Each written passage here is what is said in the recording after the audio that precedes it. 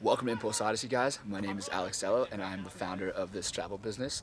I want to talk to you guys today about how we started. I originally started this as a blog in Thailand, and I've created a full-fledged travel business from digital media services to content creation and a global showcasing of content from our travels and the travels of other bloggers and content creators from around the world. How are ya? A grade A billy goat, I tell ya. And welcome to Impulse Odyssey.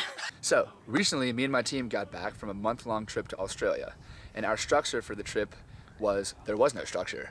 We booked the first night in an Airbnb and decided for an entire month we would wake up every day and see where our adventurous travel would take us. This allowed us an opportunity to do what we want whenever we wanted.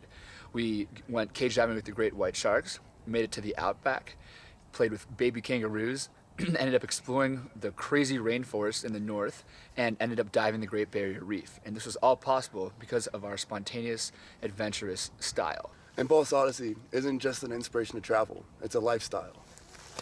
Dude, buy our merch. Thanks for watching, guys, and if you want to follow our daily travels, please subscribe to us on YouTube and follow our Instagram and Facebook page. See you on the next adventure.